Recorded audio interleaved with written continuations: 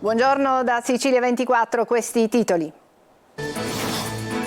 Stop al reddito di cittadinanza, da oggi 37.000 famiglie in Sicilia non lo riceveranno più. A Sicilia 24 la storia di Donatella che dopo l'ultima mensilità del sussidio guarda con ansia al futuro. A Terrasini un disoccupato minaccia di dare fuoco alla stanza del sindaco. Sparatoria in pieno centro a Catania, in prognosi riservata, uno dei due feriti nell'agguato in via della Santa Maria a Catena, recuperata una pistola. A 16 giorni dal rogo, ancora disagi all'aeroporto di Fontanarossa, lunghe attese fuori dal terminal C e code per prendere le navette verso gli altri scali. Al Senato passa la mozione che impegna il governo a indagare sulla gestione dell'emergenza. Allarme diossina a Palermo, guai per le aziende agrituristiche, per le trattorie della zona in cui è vietato per 15 giorni vendere carne, latte e uova. La Coldiretti chiede ristori per le categorie interessate. Zucchero Fornaciari conquista la Sicilia, fan in delirio per le 4 tappe nell'isola. Il cantautore emiliano in scena al Teatro Greco di Siracusa ha duettato con la figlia e ha reso omaggio a Pavarotti.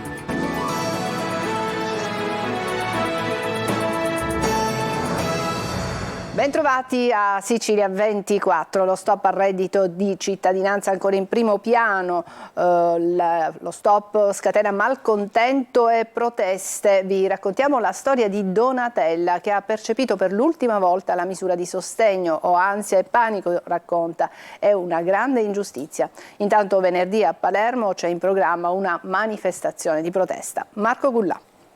C'è la realtà che alla fine di tutto ad agosto non avremo niente, non avremo neanche i 350 euro perché appunto non sono neanche partiti i corsi di formazione e quindi praticamente ci ritroveremo tutti nella miseria. Lei è Donatella, palermitana, un lavoro non ce l'ha e a luglio ha percepito per l'ultima volta il reddito di cittadinanza. L'SMS arrivato nei giorni scorsi ha mandato nello sconforto tanta gente che come questa signora lo ha ricevuto.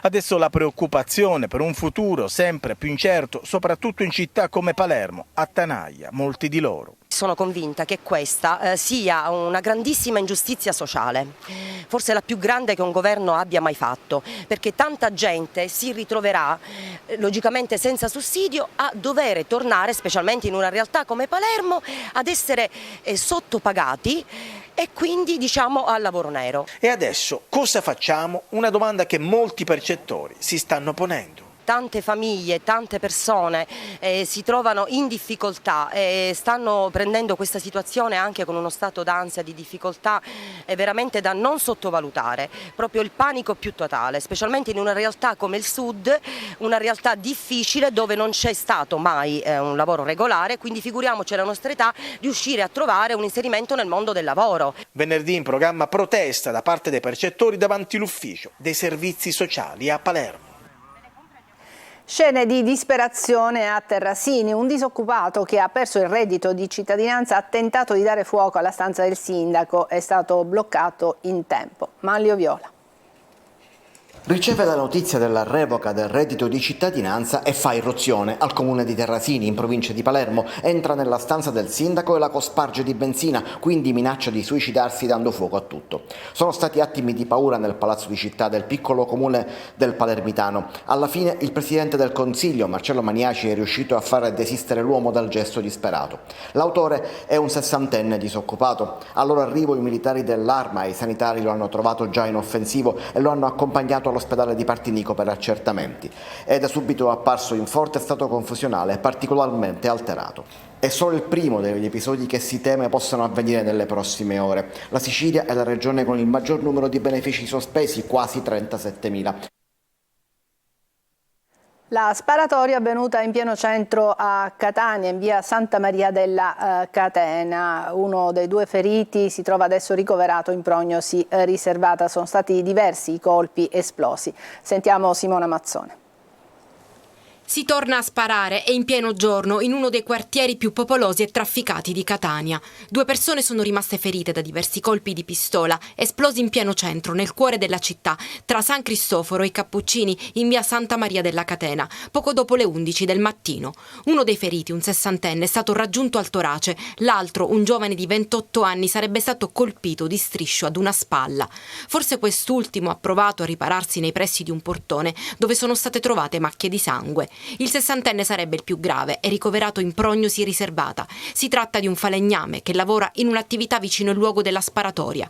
Sul posto sono intervenuti i carabinieri del comando provinciale che poco dopo hanno trovato l'arma da cui sono stati sparati i colpi, una pistola a salve modificata, poco distante, in via Idria. I militari hanno trovato alcuni bossoli davanti a un esercizio commerciale e hanno ascoltato i testimoni, ma gli investigatori non hanno ancora chiarito la dinamica dei fatti e si cerca di risalire a chi ha esploso i colpi di pistola. Dallo scorso maggio sono stati 4 gli episodi di violenza a Catania, con spari registrati in pieno giorno in diversi quartieri della città.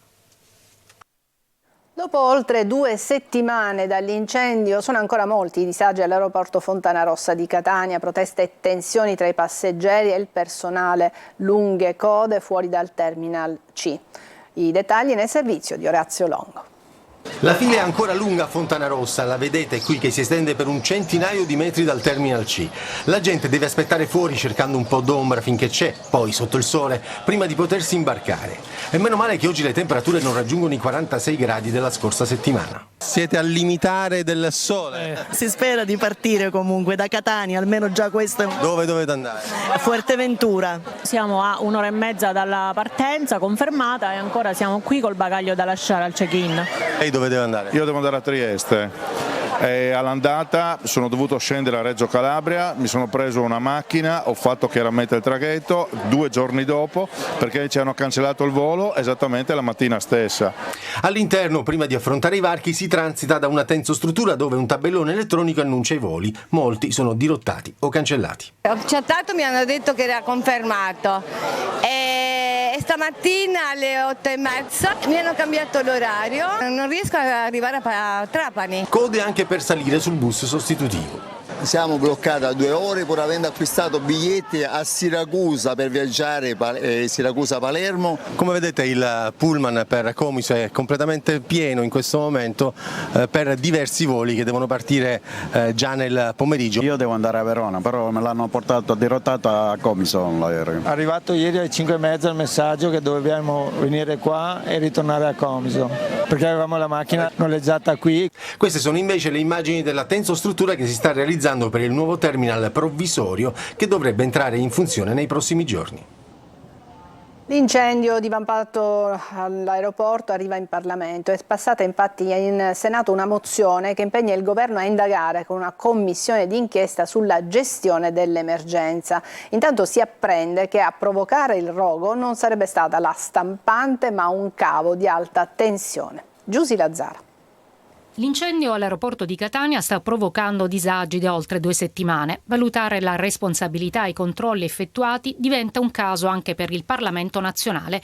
Il Senato ha approvato all'unanimità col voto favorevole del governo perché si indaghi sulla gestione dell'incendio che ha mandato in tilt l'aeroporto Fontanarossa. A sollecitare l'intervento istituzionale Cateno De Luca, leader del Sud Chiama Nord, che a Buongiorno Sicilia annuncia che la mozione presentata dalla senatrice Daphne Musolino è stata approvata da tutti i gruppi parlamentari. Una commissione dovrà accertare se c'è anche da parte, in questo caso dell'Enel, una realizzazione di un manufatto comunque non conforme agli standard, perché un cavo dell'alta tensione che passa sotto il sistema aeroportuale, questo onestamente ancora mi inquieta di più. Si scopre che non sarebbe stata la stampante a provocare il cortocircuito nello scalo, ma un cavo dell'alta tensione che passa sotto l'aeroporto. A dare l'allarme è una dipendente di un'agenzia di noleggio auto che ha visto il fumo uscire dalle grate dell'aria condizionata. Da qui la mobilitazione generale e l'intervento dei vigili del fuoco e degli agenti di polizia. Presenti in una situazione particolare già critica, denuncia il sindacato SIAP delle forze di polizia che aveva segnalato la carenza all'interno dello scalo. Tante situazioni paradossali, no? Dai box delle cabine aeroportuali per i controlli di frontiera alle uscite di sicurezza delle aree, diciamo, high side, se devo dire quelle riservate. Tutta una serie di incongruenze che mi hanno fatto notare effettivamente che l'aeroporto, insomma, è rimasto quello del 2007, né più né meno, pur avendo il doppio dei passeggeri in transito. Continuano intanto i lavori di bonifica nel Terminal A. Allarme diossina a Palermo, danni economici per le aziende agrituristiche e per le trattorie. In alcune zone della città, per un raggio di 4 km, l'alta concentrazione della sostanza nociva blocca la vendita per 15 giorni di carne, latte e uova. La Coldiretti chiede aiuti immediati. Manlio Viola.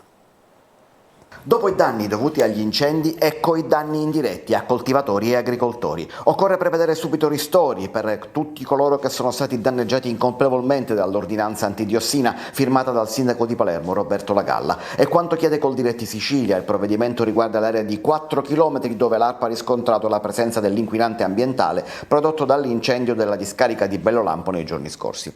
Il problema sarà per le trattorie caserecce di montagna che praticano il sistema dal produttore al consumatore. Stagione rovinata per queste aziende agricole ed agrituristiche. Nessuna ripercussione invece, almeno fino ad ora, nei mercati locali e rionali. La gente acquista veramente e spende i soldi, quelli che hanno, non è che non ce n'è.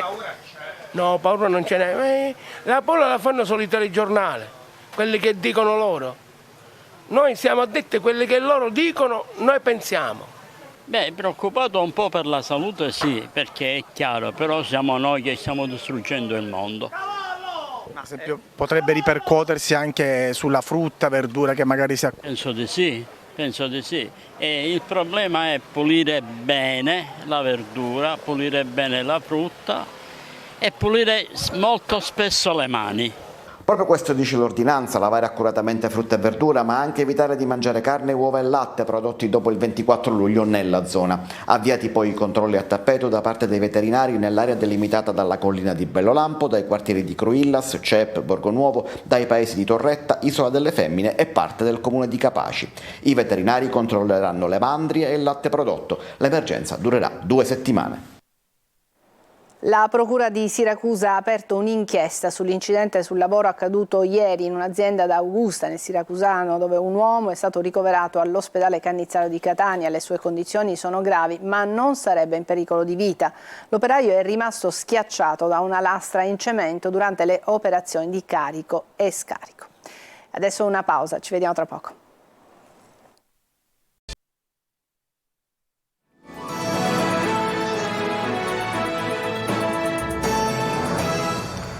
Eccoci rientrati in studio. Zucchero Fornaciari conquista la Sicilia con 4 tappe, tutto da esaurito. Al Teatro Greco di Siracusa lunghi applausi e fan in delirio. Francesco Aloi.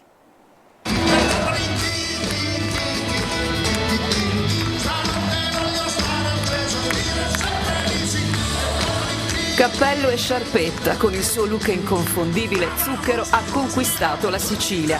La prima tappa ad Agrigento, le altre 3 al Teatro Greco di Siracusa.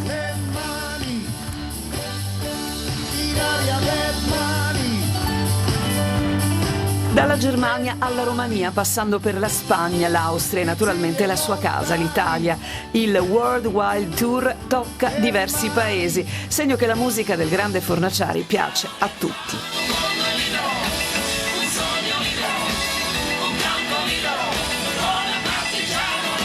La Sicilia lo ama, a testimoniarlo il sold out in tutte e 4 le date, ma è così ovunque va, ogni concerto è un grande successo. Pianto fiumi su di noi, eri quella che non sei, ora quella che non vuoi. Spazio per un duetto con la figlia Irene, ma grazie alla tecnologia lo ha potuto fare anche con Luciano Pavarotti, scomparso nel 2007, un omaggio apprezzatissimo.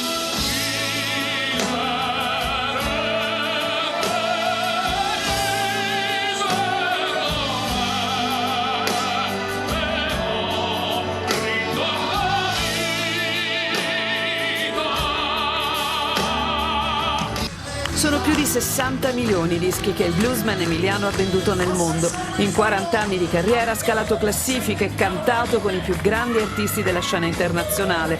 Un mese fa al concerto dei Coldplay a Milano, dalla platea è passato al palco per un duetto del tutto improvvisato, ma improvvisando o no, gli applausi ci sono sempre.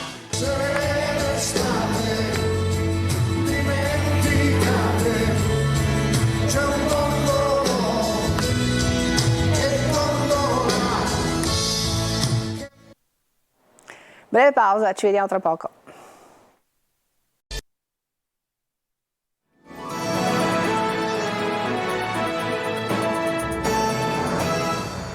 Ed eccoci alla pagina dedicata allo sport, parliamo di canoa polo. La Polisportiva Canottieri Catania riporta lo scudetto maschile alle pendici dell'Etna. La squadra rossazzurra si è imposta sul Napoli nella finalissima per il titolo. Marco Carli.